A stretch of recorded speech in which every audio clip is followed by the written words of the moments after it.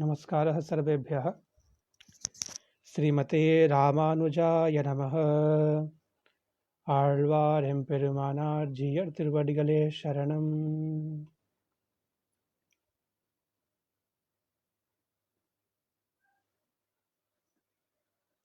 माता रामो मत्पिता रामचन्द्रः, स्वामी रामो मत्सखा रामचन्द्रः, सर्वस्वं मे रामचन्द्रो दयालु, नान्यं जाने नैव जाने न जाने।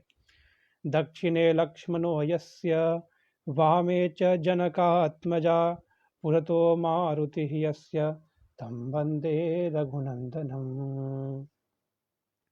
यत् यत् रघुनाथ कीर्तनं तत् तत् कृतमस्तकाञ्जलिं, बाष्पवारि परिपूर्णलोचनं, मारुतिं वन्दे राक्षसान्तकम्। कूजन्तं राम रामेति मधुरं मधुराक्षरम्, आरुह्य कविताशाखां वन्दे वाल्मीकिकोकिलम्।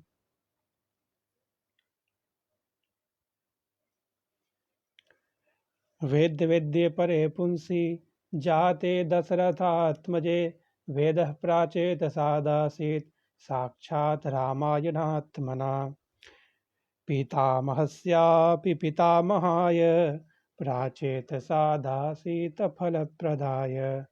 श्रीभाष्यकारोत्तमदेशिकाय श्रीशैलपूर्णाय नमो नमस्तात्। श्रीकाञ्ची सौम्योपयन्त्रियमिराट् कारुण्य संपादितः, श्रीमद्द्राविडवेदभाष्य विलसत् ज्ञानामृतास्वादनं। वात्स्य श्रीमदनन्तदेशिक कृपा संप्राप्त भाष्यामृतं, वन्दे वादिभयङ्करार्य कुलजं हस्त्यद्रिनाथं गुरुम्।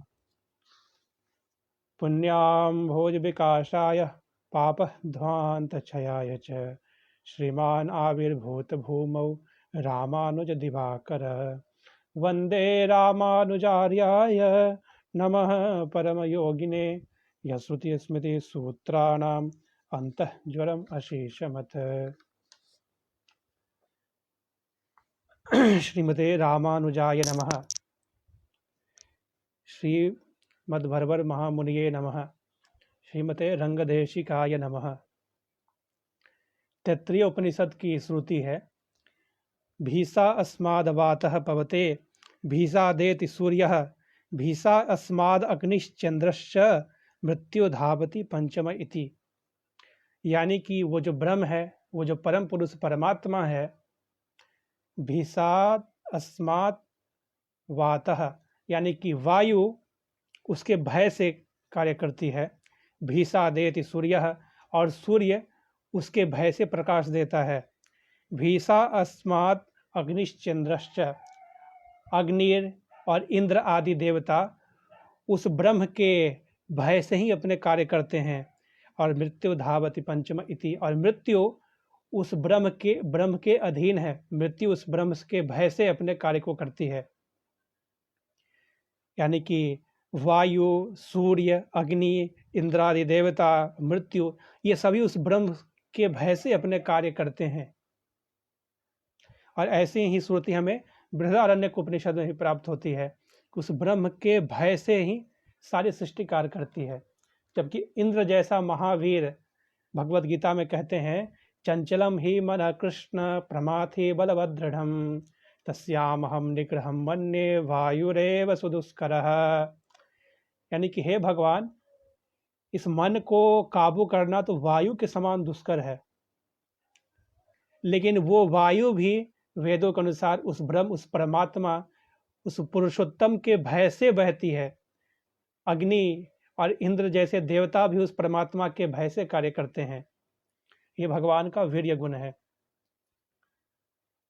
इस अपूर्व रामायण की कथा में, जिसे हमारे प्रतिवादी भयंकर स्वामी अनंगराचार्य स्वामी जी ने जिस ग्रंथ का प्रणयन किया है, इसका उद्देश्य भगवान के जो कल्याण गुण हैं, अखिल हेय प्रत्यनिक कल्याण एकतान, जो भगवान अनंत कल्याण गुणाकर भगवान अनंत कल्याण गुणों से सर्वदा विशिष्ट हैं, उन भगवान के कल्याण गुणों का अनुभव करने हेतु इस ग्रंथ का रचना किया है हमारे आज स्वामी जी ने।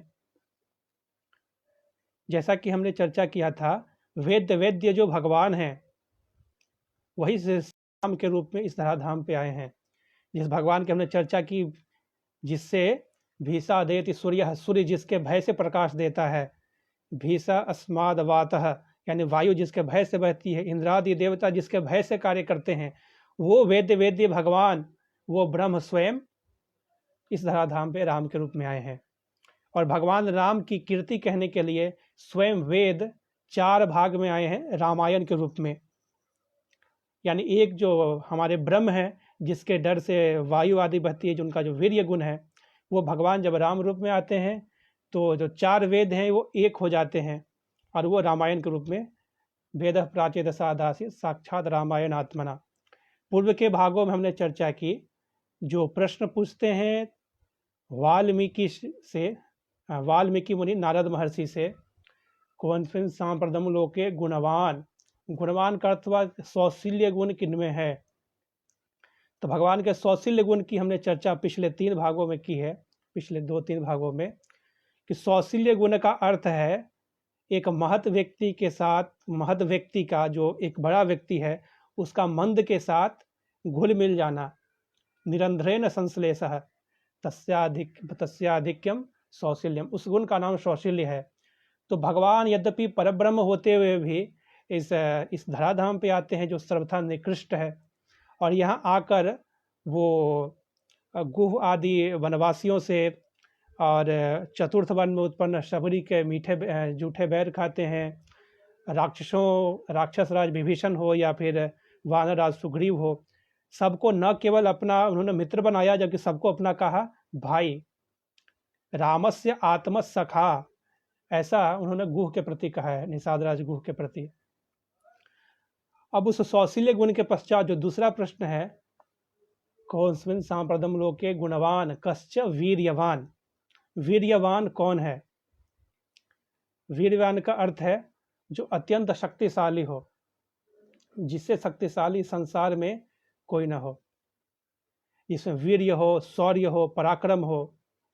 कहने का अर्थ है जो एक विशाल सेना के सामने भी बिल्कुल निडर होकर उस सेना के सामने चला जाए, भले कितनी विशाल सेना हो, उसके सामने अकेला उस सेना के सामने निडर होकर जो सामने आए, और उस विशाल सेना को भी केवल अपने एक बाण से सारी सेना को खत्म करने की क्षमता रखता हो, और बिना अपने ऊपर एक घाव लिए, बिना अपनी चोटिल हुए सारी सेना को समाप्त करके जो वापस आ जाए, वो उसे कहते हैं वीर्यवान।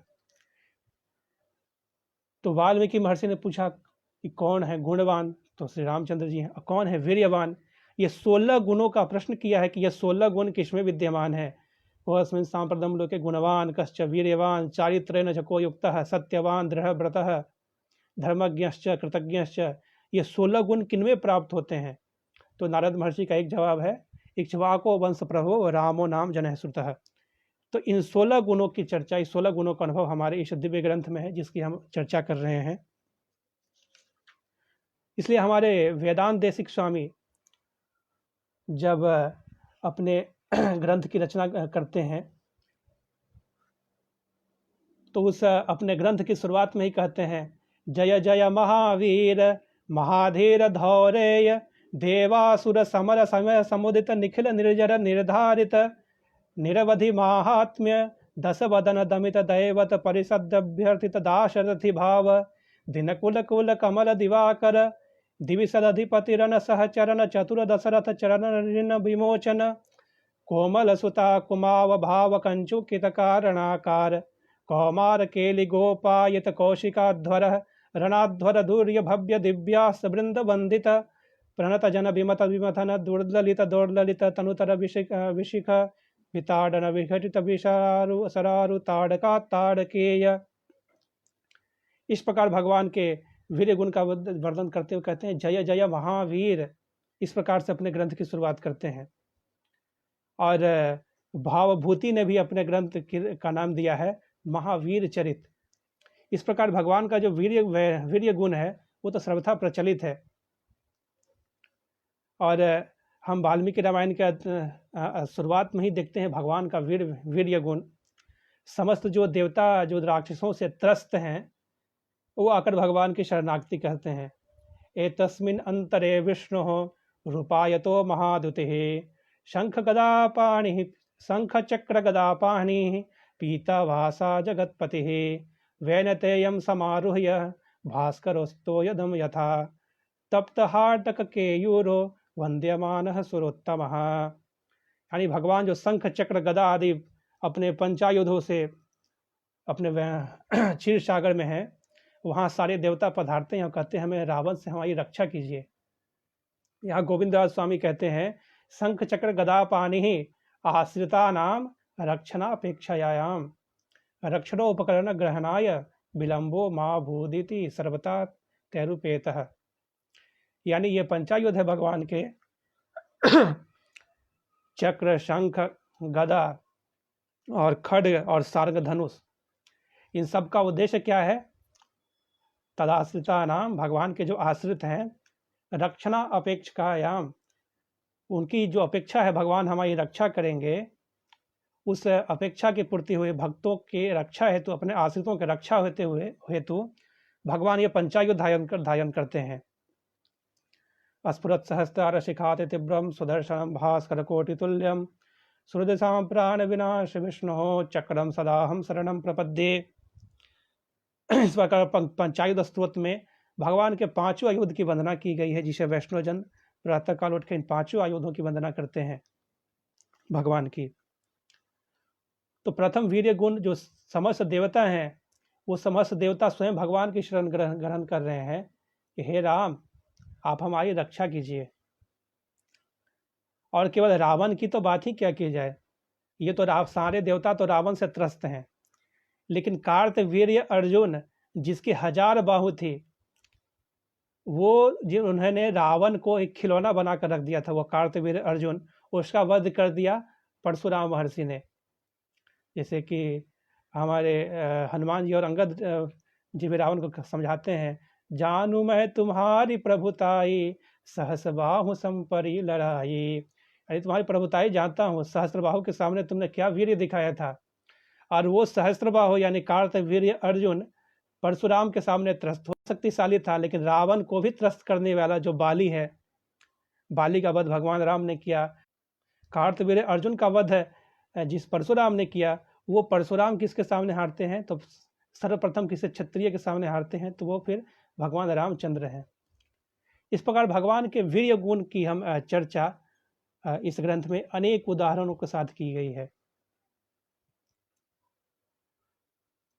और भगवान का जब यहाँ धराधाम पे अवतार होता है, एवं दत्त्वा वरम देवो देवानां विष्णुरात्मवान मानुषे चिंतयामास जन्मभूमि मथात्मनः ततः पद्मपलाशाक्षः कृता आत्मानं चतुर्विधं पीतरम रोचयामास तदा दशरथम नृपम। इस प्रकार देवताओं को वर देते हैं भगवान और कहते हैं कृत्वा आत्मानं चतुर्विधम, मैं स्वयं 4 रूपों में आऊँगा। और 4 रूपों में उन्होंने भगवान ने, जैसे कि हमने चर्चा की, 4 रूपों में आकर उन्होंने 4 धर्मों की स्थापना की। सामान्य धर्म, विशेष धर्म, विशेषतर धर्म, विशेषतम धर्म, जो कि हमने इसके सबसे पहले पार्ट में इसका जिक्र किया था। जब भगवान राम की बारात लौट रही होती है मिथिला नगरी से, सारे बारात के साथ होते हैं, वहाँ उन्होंने शिव धनु को तोड़ा होता है।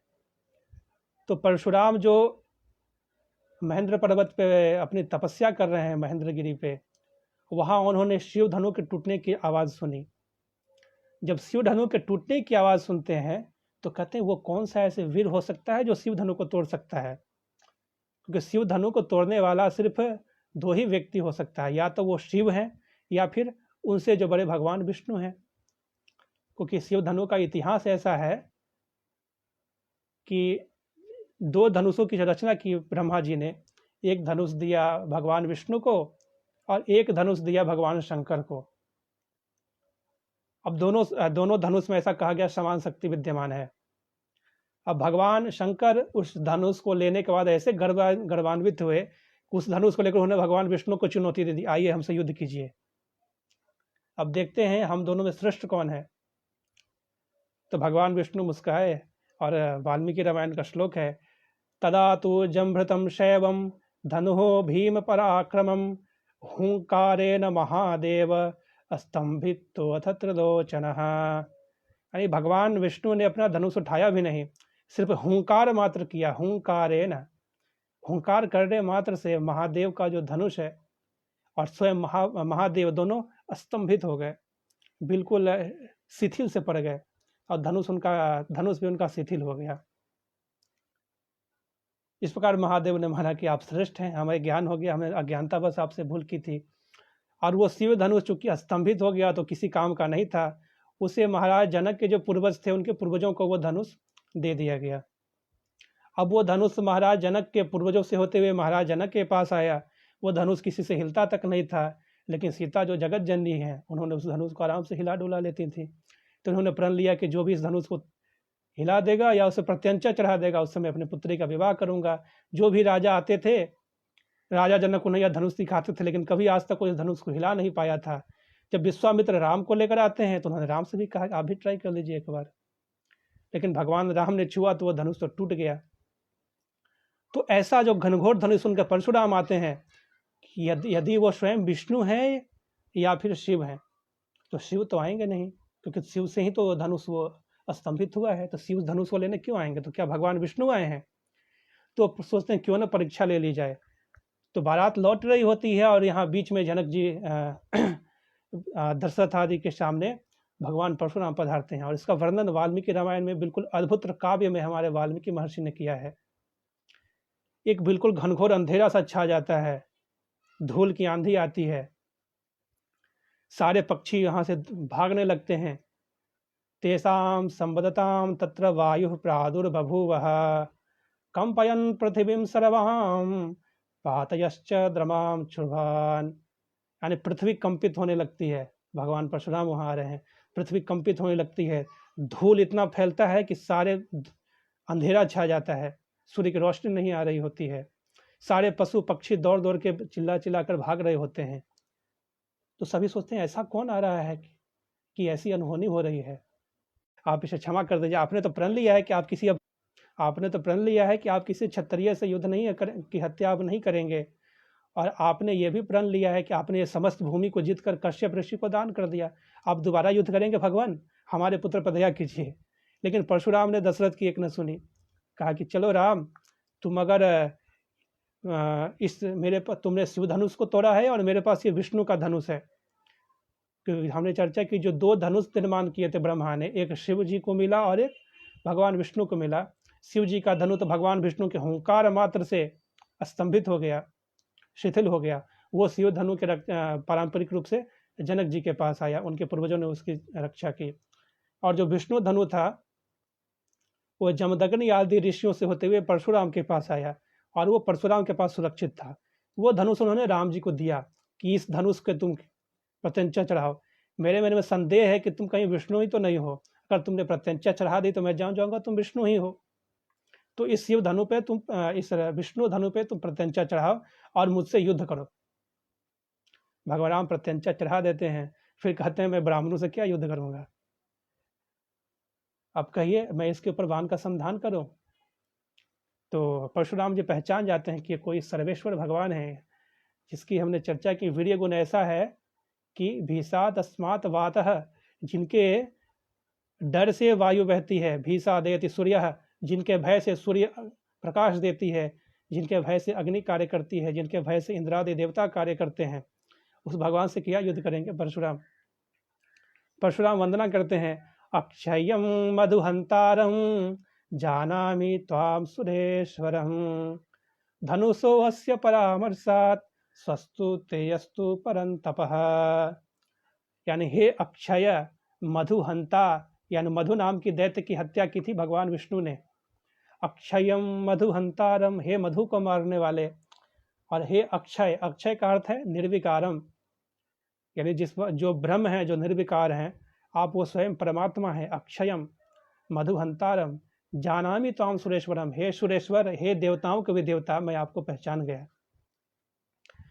और इस प्रकार रावण को भी हरा देने वाले खेल खेल में कार्तवीर्य अर्जुन, और कार्तवीर्य अर्जुन का वध करने वाले परशुराम, वो परशुराम दंडवत होते हैं भगवान राम के सामने। तो उस रावण का वध करना भगवान राम के सामने कौन सी बड़ी बात है।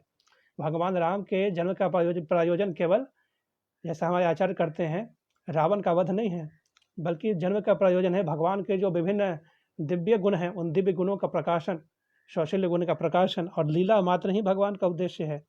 क्योंकि भगवान चाहें तो केवल सत्य संकल्प हैं, भगवान सत्य काम है। भगवान ने केवल इतना कह दिया दुष्टा विनष्टा भवन्तु, तो सारे दुष्ट स्वयं खत्म हो जाएंगे। और सिर्फ भगवान ही क्यों, भगवान तो कहते हैं कि ये सारे जितने जो राक्षस आदि हैं, स्वयं लक्ष्मण इसकी हत्या करने में सक्षम है। गोस्वामी तुलसीदास जी के रामचरितमानस में ऐसा आया है कि स्वयं लक्ष्मण समस्त दैत्यों का हत्या करने में सक्षम है। और अनेक वीर्य गुण के उदाहरण भगवान के हमने इसके पहले भी देखा, पहले भागों में। जैसे भगवान ने ताड़का का वध किया, विश्वामित्र के यज्ञ की रक्षा की। विश्वामित्र जब भगवान को लेने आते हैं, तो जब दशरथ तैयार नहीं हो रहे होते हैं, तो विश्वामित्र कहते हैं कि अहम वेद्दि महात्मानम रामम सत्य पराक्रमम वशिष्ठो अपि महातेजा। यानी आप राम को अपना पुत्र समझते हैं, क्योंकि जब दशरथ राजा कह रहे होते हैं कि मेरे पुत्र तो अभी 16 वर्ष के भी नहीं हुए हैं, 19 वर्षों में रामम दशरथात्मजम, 16 वर्ष से पहले तो क्षत्रिय युद्ध भी नहीं करता है, आप इसको मात्र 12 वर्ष की अवस्था में ले जाएंगे। तो कहते हैं रामम सत्य पराक्रमम, राम ऐसा सत्य पराक्रम है। सत्य पराक्रम का अर्थ जिसका पराक्रम कभी व्यर्थ न जाता हो, यानी कि वीर्यवान। वो वीर्यवान जो भगवान है, कौनस्मिन् सांप्रदम लोके गुणवान कश्च वीर्यवान, उस वीर्यवान भगवान को यहाँ पर कहते हैं अहम वेद्दि महात्मानम रामम सत्य पराक्रमम। और वहाँ से वो ले जाते हैं, एक ही वान ताड़ुका मारा, एक ही बाण से उन्होंने ताड़ुका का वध कर दिया, विश्वामित्र के यज्ञ की रक्षा की। और फिर मारिच को उन्होंने बिनु फर बाण राम ते ही मारा, बिना फर के बाण से मारिच को मारते हैं, और ये सतयोजन जा सागर पारा, और वो 7 योजन पार समुद्र के उस पार जाता है। तो ऐसे अनेक उदाहरण से भगवान के जो वीर्य गुण हैं, भगवान का शौर्य, भगवान का पराक्रम जी, इन अनेक कथाओं से जो होता है, यानी प्राथमिक जो 16 प्रश्न किए हैं वाल्मीकि महर्षि ने, कौनस्मिन् सांप्रदम लोके गुणवान कश्च वीर्यवान आदि जो 16 प्रश्न है, उन 16 प्रश्नों के उत्तर में ही ये समस्त रामायण काव्य आया है। यानी कि इससे स्पष्ट होता है कि भगवान के अवतार का उद्देश्य केवल रावण का वध करना मात्र नहीं हो सकता है। भगवान का अवतार का उद्देश्य तो इन 16 गुणों का 16 गुणों का प्रकाश करना है, अपने दिव्य लीला का प्रकाश करना है। और आगे के भागों में हम देखते हैं कि किस प्रकार शूर्पणखा आती है, जो कथा आती है शूर्पणखा। भगवान पंचवटी में वहाँ अपने सुंदर रमणीकवास में रहते हैं, और जैसा कि हमने पिछले भाग में कहा था कि कहि पुरातन कथा पुरानी सुनहि लखन सिय अति सुख मानी। इस प्रकार भगवान का कालक्षेप होता है। यदा विष्णु स्वयं वक्ता लक्ष्मीश्च श्रवणे रता, यदा लक्ष्मी भवेत वक्त्री विष्णुश्च श्रवणे रतः। यानी जब भगवान विष्णु कथा कह रहे होते हैं अपने भक्तों की, तो लक्ष्मी सुन रही होती हैं। जो लक्ष्मी अपने भक्तों की कथा कह रही होती हैं, तो भगवान विष्णु सुन रहे होते हैं। इस प्रकार श्री संप्रदात्मवान, यानी कि इस धराधाम पर भी सत्संग से कालक्षेप होता है, और वैकुंठ में भी सत्संग से ही कालक्षेप। इस धराधाम पे और वैकुंठ पे दोनों पे कालक्षेप का माध्यम हरि कथाएं हैं। तो तदासीरस्य रामस्य कथा संसक्त चेतसः तम देशम राक्षसी कचिदा जगाम यदृच्छया। भगवान अपना कालक्षेप कर रहे होते हैं, अनेक कथाएं सुना करके सीता को और लक्ष्मण को। तभी एक राक्षसी वहां आती है। राक्षसी का नाम है शूर्पणखा। शूर्पणखा इसलिए क्योंकि उसका जो नाक था वो सूप की तरह था। शूर्पवत नखान यस्याह सा शूर्पणखा। अब हमारे शास्त्रों में ऐसा वर्णन है कि नाक के ही आधार पर यह कह दिया जाता है व्यक्ति का स्वभाव कैसा हो। और जो सबसे निकृष्ट प्रकार की जो स्त्री होगी उसका नाक कैसा होता है, सूप के आकार का। और ऐसी थी ये शूर्पणखा, ये रावण की बहन शूर्पणखा।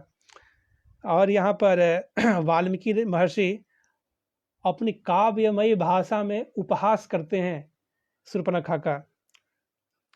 उपहास देखिए, सुमुखम दुर्मुखी रामम भृतमध्यम महोदरी विशालाक्षम विरूपाक्षी सुकेशम ताम्रमूर्धजा। यानी भगवान कैसे हैं, सुमुखम, भगवान सुमुखम है। और शूर्पणखा कैसी है, दुर्मुखी। सुमुखम दुर्मुखी और भृत मध्यम, भगवान का कमर कैसा है, बिल्कुल पतला। भृत मध्यम, भगवान का कमर जहाँ बिल्कुल पतला है। और महाउदरी, शूर्पणखा का पेट ऐसा लगता हो जैसे घड़ा, इतना बड़ा घड़ा रखा हुआ, वैसे शूर्पणखा का पेट है। और भगवान का नेत्र कैसा है, विशालाक्षम, पुंडरी के विशालाक्षम, कमल के समान विशाल विशाल नेत्र है भगवान के। लेकिन उसका नेत्र कैसा है, विरूपाक्षी, शूर्पणखा का नेत्र बिल्कुल कौवे की तरह है, विरूपाक्षी, उसका आंख बिल्कुल विरूप है। और सुकेशम ताम्रमूर्धजा, भगवान के जो बाल हैं बिल्कुल जैसे सिल्की कहते हैं, सॉफ्ट। भगवान राम का बाल बिल्कुल सुकेशम। और शूर्पणखा का बाल कैसा है, ताम्रमूर्धजा, जैसे कि कोई मेटल लगा हो लोहा का, उस प्रकार से खड़ा शूर्पणखा के बाल है। और प्रिय रूपम विरूपा सा, भगवान जो प्रिय रूप हैं, भगवान को देखते ही कोई अत्यंत मोहित हो जाए। लेकिन शूर्पणखा कैसी है, विरूपा, यानी कि बिल्कुल विकराल है। और सुस्वरम भैरवस्वना, भगवान की वाणी बिल्कुल मधुर है। लेकिन शूर्पणखा की वाणी कैसी है, भैरवस्वना, जैसे फटा हुआ बांस जैसे आवाज निकलता है, उस प्रकार शूर्पणखा का आवाज है। और तरुणम दारुणा वृद्धा, भगवान तो नित्य यौवन है, भगवान तो नित्य यौवन ही रहते हैं, चाहे कितने भी अवस्था का हो। तो भगवान तरुण है, यौवन है। और शूर्पणखा कैसी है, 1000 वर्ष की बूढ़ी है, दारुणा वृद्धा, शूर्पणखा 1000 वर्ष की बूढ़ी है और भगवान तरुण है, नित्य यौवन है। और दक्षिणम वाम भाषणी, भगवान दक्षिण है। और ये कैसे, शूर्पणखा कैसी है, वामपंथी है। आज भी हमारे देश में देखते हैं, कहते हैं ये दक्षिणपंथी है या वामपंथी है। तो जो अपने वामपंथ में अपने आप को गौरवान्वित महसूस करते हैं, समझिए कि शूर्पणखा के जमात के हैं। तो दक्षिणम वाम भाषणी, भगवान राम दक्षिणम है, यानी दक्षिणपंथी भगवान राम है। आज भी जो राम जी के जय श्री राम कहते हैं, लोग कहते हैं ये दक्षिणपंथी है। तो दक्षिणम और शूर्पणखा के जमात वाले वाम भाषणी। न्यायवृत्तम सुवृत्ता, भगवान राम कैसे हैं, न्याय का पालन करने वाले हैं। लेकिन शूर्पणखा कैसी है, जिसको भी देखती है सोचती है ये हमारे पति हो जाए, ऐसी कामातुर है शूर्पणखा। इतना विशाल अंतर है भगवान राम में और शूर्पणखा में। भगवान राम बिल्कुल सुंदर हैं, वो 1000 वर्ष की बूढ़ी है, ये तरुण है। भगवान राम की आंखें बिल्कुल सुंदर है, इसकी आंखें बिल्कुल कुरूप हैं। भगवान राम का कमर बिल्कुल पतला है, इसका कमर तो बिल्कुल जैसे इतना बड़ा घड़ा हो वैसा इसका पेट है।